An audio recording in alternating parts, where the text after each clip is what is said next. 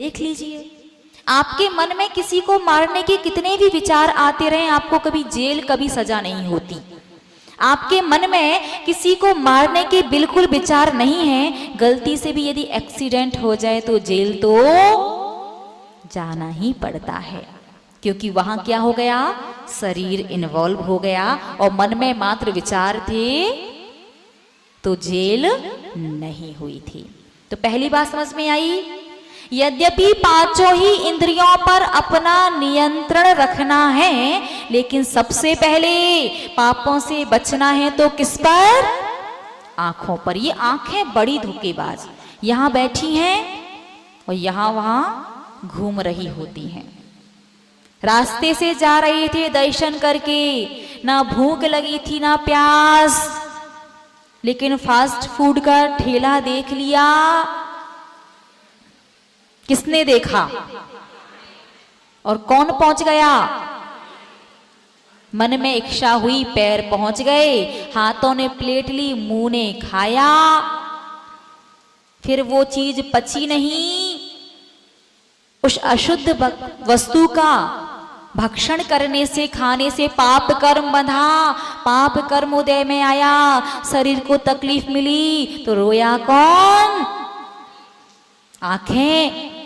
गलती किसने की थी, रोना किसे पड़ेगा, कर्म में घूम फिर के जो गलती करता पहुंच जाता उसके पास। बात समझ गए, तकलीफ हुई शरीर को, रोया कौन, आंखें। आंखें ऊती घर जा रहे हैं, रास्ते में कोई रूपवान व्यक्ति दिख जाए तो चीटा चींटी छोड़ो, मुड़ मुड़ के ईमानदारी, एक दो बार तो श्रीमती जी साथ में ना हो तो,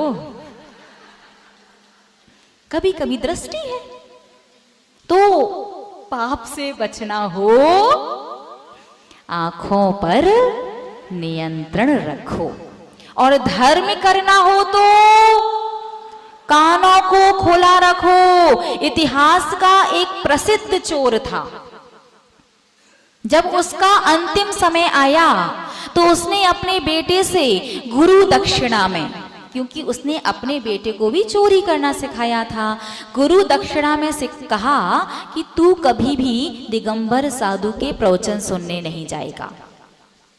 उसने कहा ठीक है पिताजी, आपका अंतिम समय है, दिया वचन, जिंदगी में कभी भी किसी साधु के प्रवचन नहीं सुनूंगा। रोज जंगल से होकर के चोरी करने जाया करता था। पहले के समय साधु जंगल में रहा करते थे, जंगल में ही उनका उपदेश होता था। तो जैसे ही वो देख लेता था कि साधु बैठे हैं, अपने दोनों कानों को बंद कर लेता था। एक दिन एक साधु के प्रवचन चल रहे थे और वो चोर वहां से निकला, दोनों कानों को बंद कर लिया था, लेकिन अचानक से पैर में कांटा लग गया। कांटा लगा तो हाथ कान से अलग हो गया, हाथ अलग हो गया। कांटा निकालने के लिए तो उस प्रवचन के 3 सेंटेंस, 3 वाक्य उसके कान में पड़ गए। पहला वाक्य, देवों की परछाई नहीं बनती। दूसरा वाक्य, देवों की पलक नहीं झपकती। देवलोक के जो देव होते ना, देवगति के देव। और तीसरा कि देव लोग अपने बोले गए एक बार के शब्दों को पुनः वैसा का वैसा रिपीट नहीं करते। चला गया चोरी करने।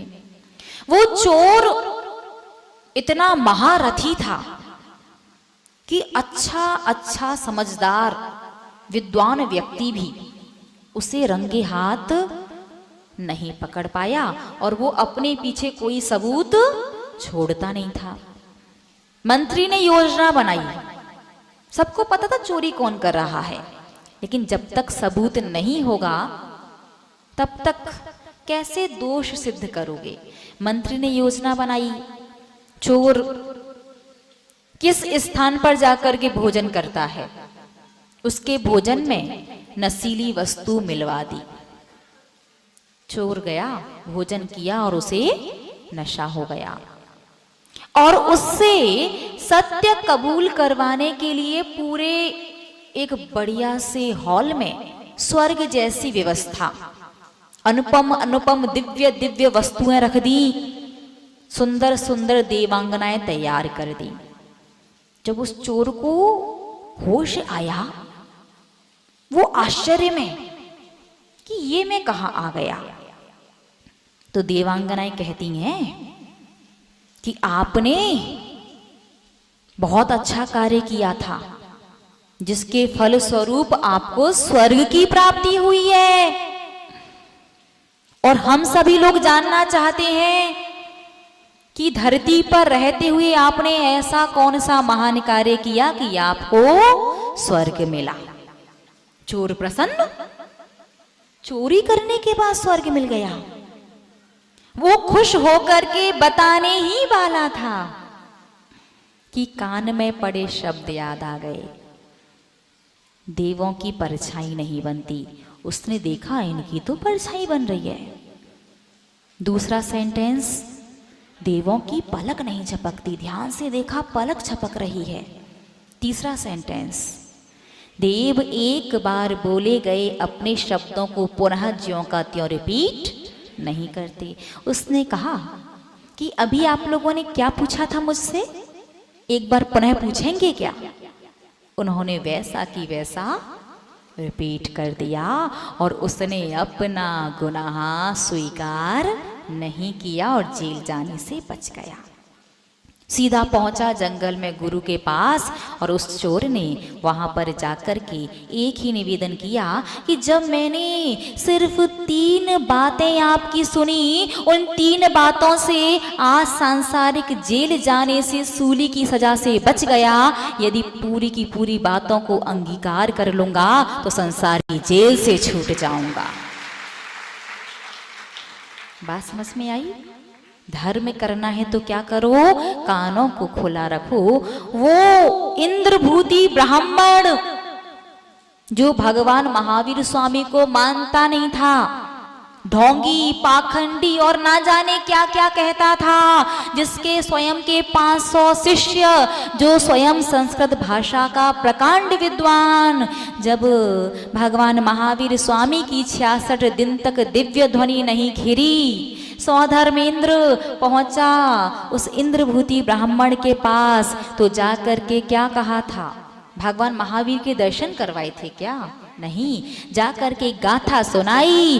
त्रैकाल्यम द्रव्य सटकम नवपद सहितम जीव सटकाय लिष्या पंचान्य चास्तिकाया व्रत समिति गति ज्ञान चारित्र भेदा इत्येतन मोक्ष मूलम त्रिभुवन महितई प्रोक्त मरहद भिरीशई प्रत्येति श्रद्धाति स्पृशति च मतिमान यह सवई शुद्ध दृष्टि। 3 काल 3 लोक 6 द्रव्य सिर्फ कानों से सुना इंद्रभूति ने। उसे स्वयं को नहीं पता कौन से 3 काल, कौन से 3 लोक 6 द्रव्य, कौन से। कानों से सुनने के बाद उस इंद्रभूति ब्राह्मण ने कहा कि इस प्रश्न का जवाब मैं तुझे नहीं तेरे गुरु महावीर को दूंगा। और आंसर देने के लिए गया इंद्रभूति ब्राह्मण गौतम गणधर बन करके मोक्ष चला गया। संक्षिप्त में बस इतना ही समझ लीजिएगा। पुनः रिपीट कर रहे हैं ताकि आप लोग ना भूलें। विविध प्रकार से, विभिन्न तरीकों से आप पाप कर्म करते हैं, आपसे गलतियां होती हैं, दोष होते हैं, अपराध होते हैं।